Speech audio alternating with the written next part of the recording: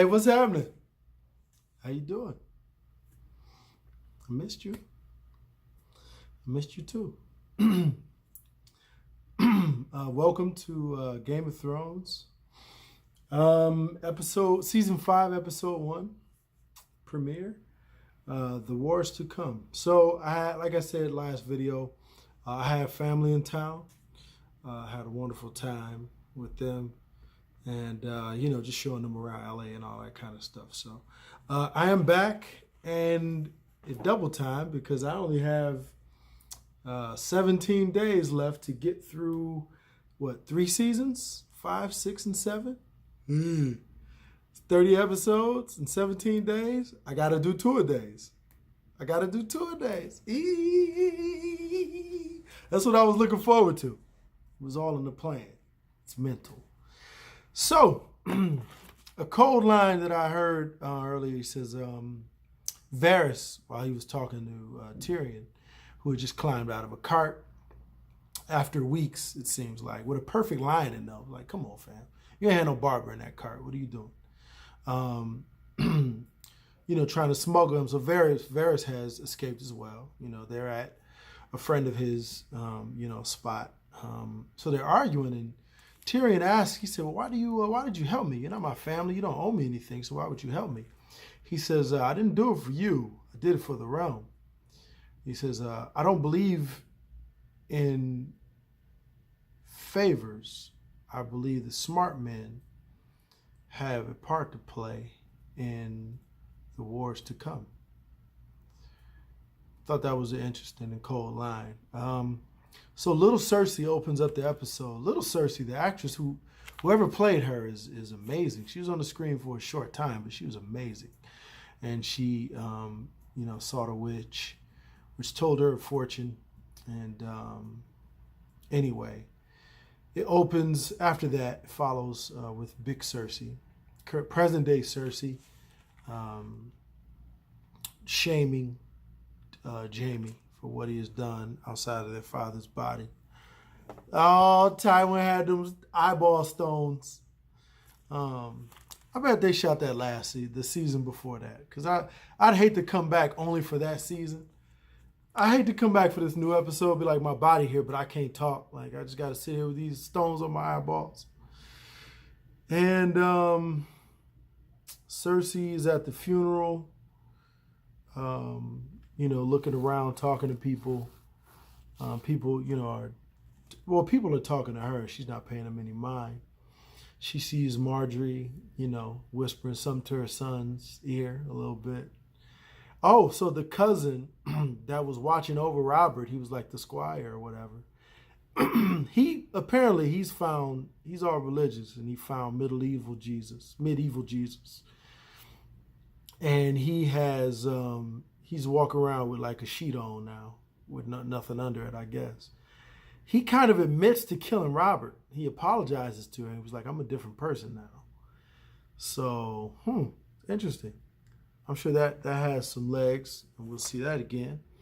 White Rat, who at first when I saw him, White Rat got killed in the brothel. And did you notice he picked a sister? He passed up the other two. I was like, I see you Game of Thrones writers. Somebody gonna cry reverse racism. But he walked through, and I thought he was like he was black. I thought he was like a new gray worm, but apparently this boy name was White Rat. And, he's in there. And old girl, while he did pick the sister, she got his throat slit. And, hey, I was just saying earlier today to one of my, female friends, I was like, I just want somebody to rub my head. That's all. That's all I want.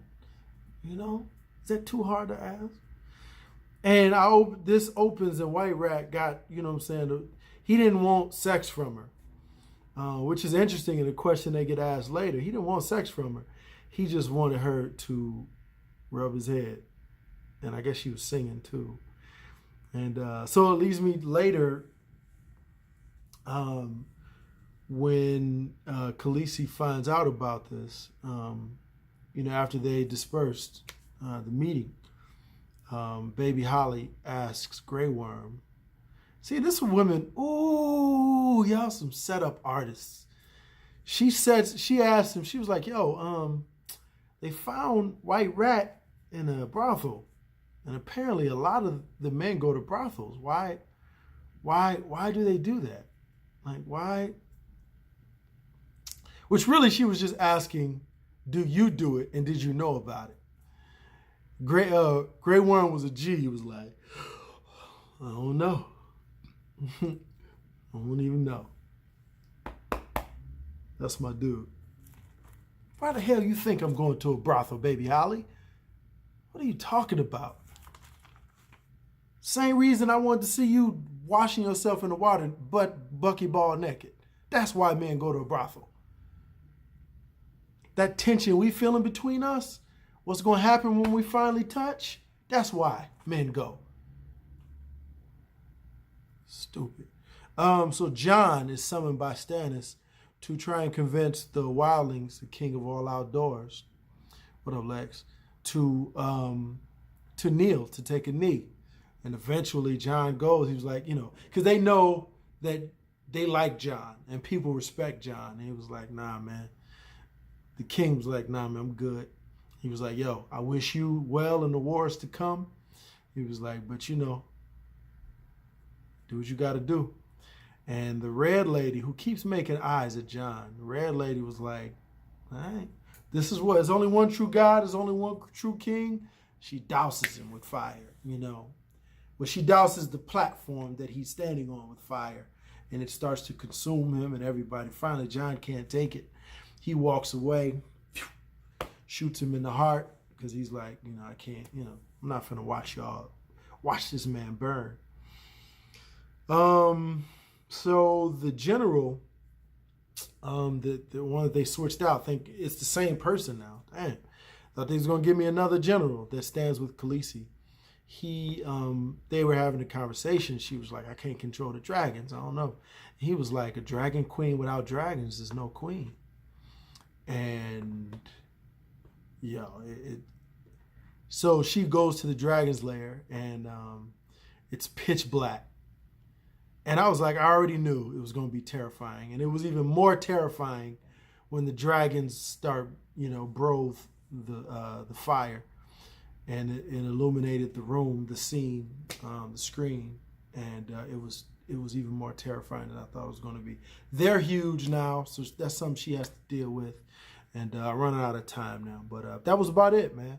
I'll see y'all tomorrow. We're going to start doubling it up really soon.